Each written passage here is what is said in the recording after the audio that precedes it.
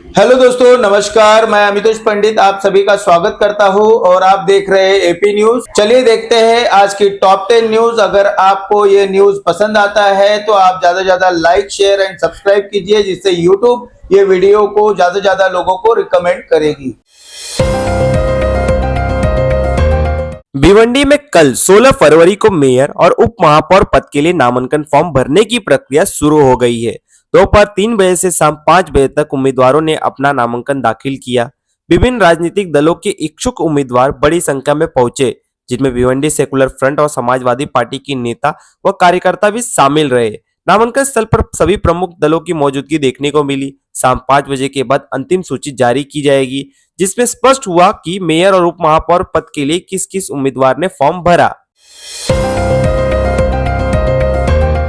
Mayor और उप महापौर पद के लिए नामांकन के बीच सियासी बयानबाजी भी तेज हो गई है। भारतीय राष्ट्रवादी कांग्रेस ने महापौर पद के लिए तारिक मोमिन और उप महापौर के लिए राष्ट्रवादी कांग्रेस की ईसा इमरान खान का नाम घोषित किया है। अन्य दलों और गुटों की तरफ से भी अलग अलग नामांकन फॉर्म भरे गए हैं। दोनों पक्षों ने अपने अपने संख्या बल का दावा किया और क्रॉस वोटिंग से इनकार किया। अब सबकी नजर शुक्रवार दोपहर तक तस्वीर साफ होने पर टिकी है, जब यह तय होगा कि भिवंडी का अगला महापौर कौन बनेगा। मेयर चुनाव के बीच न्यायालय ने विलास पाटिल को दोपहर 3 से 5 बजे के बीच पुलिस कोर्ट की निगरानी में नामांकन फॉर्म भरने की अनुमति दी थी। आदेश के अनुसार वे किसी भी प्रकार से मीडिया से बातचीत नहीं करेंगे, ईओडब्ल्यू कार्यालय के बाहर भी किसी से संपर्क नहीं रखेंगे और मोबाइल या अन्य इलेक्ट्रॉनिक उपकरण का उपयोग नहीं करेंगे। कल सुबह 11 बजे न्यायालय में दोनों पक्षों की दलीलें सुनने के बाद यह फैसला सुनाया गया। नामांकन के बाद उन्हें दोबारा ईओडब्ल्यू की कस्टडी में ले जाया जाएगा। अदालत ने स्पष्ट किया कि चुनाव में फॉर्म भरना संवैधानिक अधिकार है और सभी शर्तों का सख्ती से पालन अनिवार्य होगा। भिवंडी निजामपुर पुलिस स्टेशन से गुना नंबर 700/73 2025 में गिरफ्तार आरोपी रवि धानाजी भोसले, जिस पर 31 गंभीर मामले दर्ज बताए जा रहे हैं, पुलिस हिरासत से फरार हो गया। पुलिस ने उसे कोर्ट में पेश कर आगे की जांच के लिए रिमांड मांगी थी, लेकिन इसी दौरान उसके फरार होने की घटना सामने आई। अब सवाल उठ रहे हैं कि आरोपी खुद भागा या उसे भगाया गया। इस घटना में पुलिस की कार्यप्रणाली और सुरक्षा व्यवस्था पर गंभीर सवाल खड़े हो गए हैं। मामले को लेकर कानूनी पक्ष ने भी चिंता जताई है और पूरे प्रकरण की निष्पक्ष जांच की मांग की जा रही है। भिवंडी में मेयर और डिप्टी मेयर चुनाव को लेकर सियासी कशमकश अभी भी जारी है। चुनाव के बाद से ही विपक्ष और विभिन्न गुटों के बीच समीकरण साफ नहीं हो पाए हैं।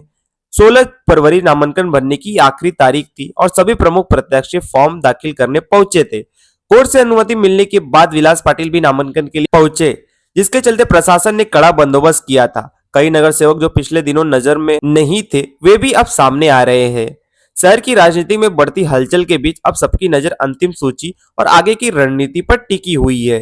क्या आप एक अनुभवी टेम्पो ड्राइवर हैं और नई नौकरी की तलाश में हैं? तो आपके लिए शानदार मौका है। देवकी ट्रांसपोर्ट को तुरंत टेम्पो ड्राइवर की जरूरत है। अच्छी सैलरी और स्थायी काम का अवसर। इच्छुक उम्मीदवार अभी संपर्क करें। देवकी ट्रांसपोर्ट, भरोसेमंद सेवा और मजबूत भविष्य। मेयर चुनाव को लेकर सियासी हलचल के बीच रईस से कांग्रेस और एनसीपी के नगर सेवकों के साथ नामांकन फॉर्म भरने पहुंचे। इस दौरान बड़ी संख्या में समर्थक और कार्यकर्ता मौजूद रहे और नामांकन स्थल पर हलचल का माहौल दिखाई दिया। नेताओं की मौजूदगी में एकजुटता का प्रदर्शन देखने को मिला।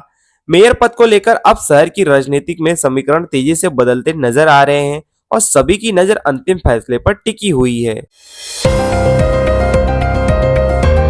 मेयर चुनाव को लेकर भाजपा की ओर से भी बयान सामने आया है। अंतिम निर्णय पार्टी नेतृत्व निर्देशानुसार लिया जाएगा। भाजपा नेता ने कहा कि देवेंद्र फडणवीस और रविंद्र चौहान के निर्देश के अनुसार ही आगे की रणनीति तय होगी। भाजपा की ओर से नारायण चौधरी ने मेयर पद के लिए, जबकि उप महापौर पद के लिए सुहास नकाते साहब और स्नेहा पाटिल ने नामांकन फॉर्म भरा है।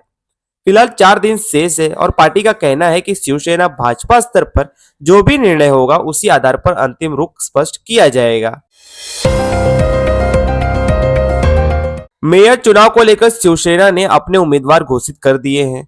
शिवसेना की ओर से मेयर पद के लिए सुचिता रुपेश मात्रे और बालाराम चौधरी ने नामांकन फॉर्म भरा है, जबकि उप महापौर पद के लिए अस्मिता प्रभुदास नायक का नाम आगे आया है।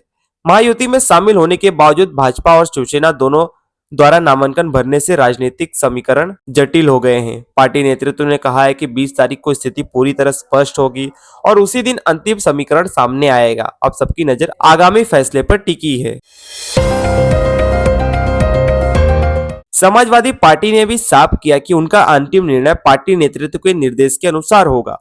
पार्टी पदाधिकारियों ने कहा कि सेकुलर फ्रंट को लेकर कई फैसले बिना स्थायी नेतृत्व से चर्चा के लिए है, जिस पर आपत्ति जताई गई है। उन्होंने कहा कि वे विकास के मुद्दों पर राजनीति करेंगे और जिस पक्ष से शहर के लिए फंड और काम सुनिश्चित होगा उसी के साथ जाने का निर्णय लिया जाएगा। डिप्टी मेयर पद के लिए समाजवादी पार्टी अपना नामांकन पहले ही भर दिया है। फिलहाल सभी की नजर आगामी बैठक और शीर्ष नेतृत्व के आधार पर टिकी हुई है, जिससे भिवंडी के मेयर चुनाव की तस्वीर साफ होगी।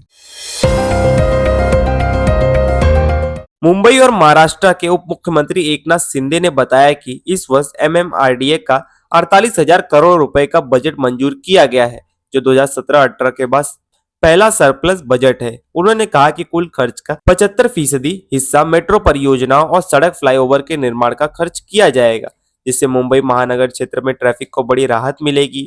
शिंदे ने यह भी कहा कि ये परियोजनाएं प्रधानमंत्री के विकसित भारत 2047 के संकल्प को पूरा करने की दिशा में एक अहम कदम है।